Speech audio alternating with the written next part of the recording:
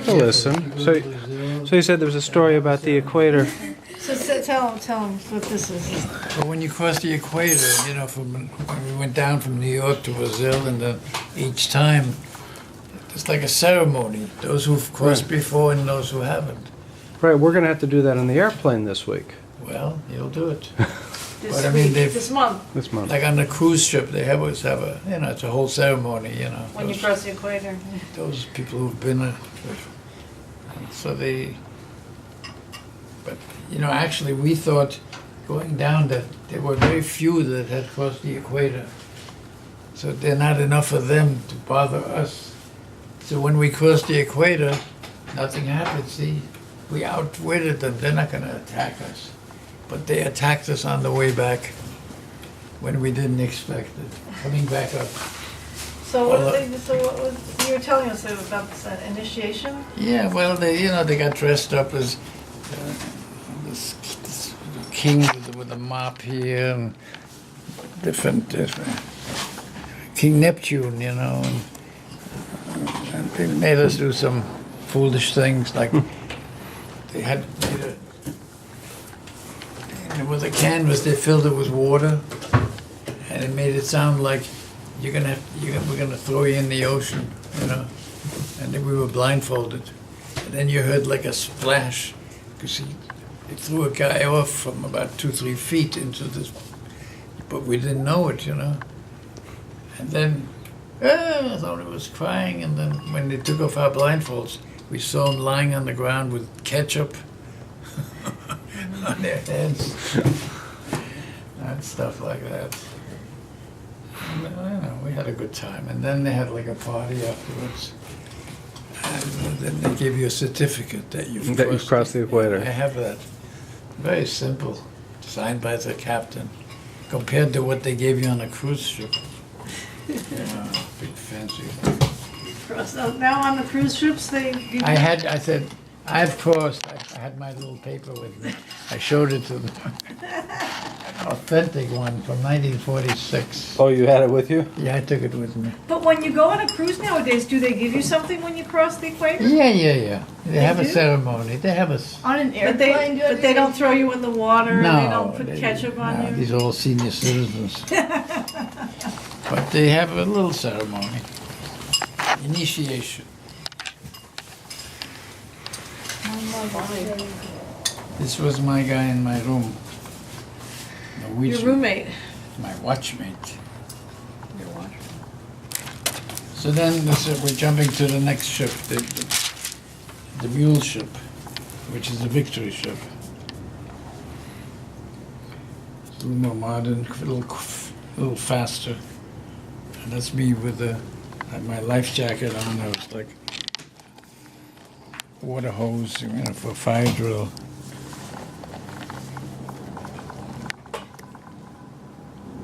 But you know, I climbed all the way up here. There's like a little place you can sit in there for lookout, you know. Did you look out sometimes? Yes. Just one time you climbed up there, or Yeah, this I've is... been up there. Yeah. So what was the lookout schedule? Well, you know, Did you do lookout during the day or during the night? on a or- ship, they call them a watch. It's like I was on the 8 to 12. 8 to 12 in the morning and 8 to 12 at night. The others were 4 to midnight, and midnight to 8, I guess. Or midnight to 4. So at night I was on lookout. An hour and 20 minutes every night when I worked from 8 to midnight. Just looking for lights. You don't see any lights usually. And then when you're on a date, and then I steered an hour and 20 minutes at night. But on the daytime, you steered for 2 hours, like from 8 to 10 a.m. And then you were working on the deck from 10 to 12, scraping and painting and scraping and painting. You slept occasionally, though, right? Hmm? You slept occasionally. Oh, I had plenty of time because I work 8 hours, I was off 16 hours. So I usually, in the afternoon, from 12 to 4, 12 to 8? I would work overtime. Oh, I work 8 8 to 12 in the morning. 8 to 12, then at 12 have lunch. I would work from 12 to 4, 4 hours of overtime, a time and a half. And still didn't have to go to work until 8 at night. Still had plenty of time. You know, the commute was very short. Why was the commute short? We were on one shift. Out of bed and then had to work in 2 minutes. Right? So this, I guess, was on the way down. We stopped in Trinidad, coming from the States to Brazil. But we went to Santos. We were there several times. Santos. The police, like Trinidad cop. And in Sao Paulo, there was only one skyscraper in Sao Paulo. Now there are 100.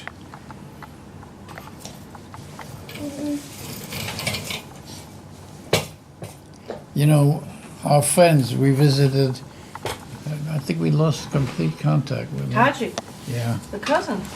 yeah. Yeah. And Susanna.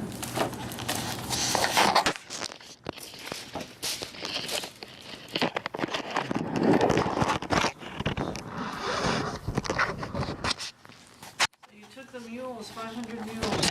Bombed house in Greece. The Greek priests, they had beards and wore my little sport jacket. You got off the ship when you got to Greece. Oh, yeah. And again, in Athens, which Piraeus is the port of Athens. And you take like a little train to go into Athens. And only one officer and myself took the trouble to go to Athens. And my buddy said, "Why are you going to Athens? You're supposed to shut your ears now. The whores and the booze is right here in Piraeus." I said, "There's nothing wrong with that, but you know, there's some other things that are interesting." They looked at me like, what are you talking about? So that So man what did you see in Athens? Huh? Did you go to I the walked Acropolis? in, I walked to there was no tourism yet, nothing. This was 1946. You walked right up to the Parthenon. Right. I'm the only people up there. I have pictures of them. That's also beautiful. So here, look. See the mules? I mean, I don't have close pic. Look. These are the mules on the dock. You know, like 100 mules.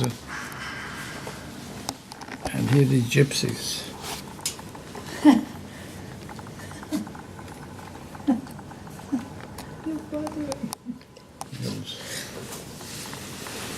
See how they used to do it with little corners like that? It's a beautiful album. So here, look.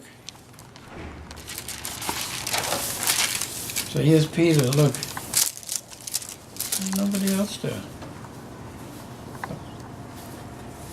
Temple of Jupiter, right up there. The Parthenon. I'm the only guy there. You go there now, you have to, you're there Pay a with lot like of money, thousands of people. line up. Line up, thousands of people. Yeah. Olympic Stadium. The original.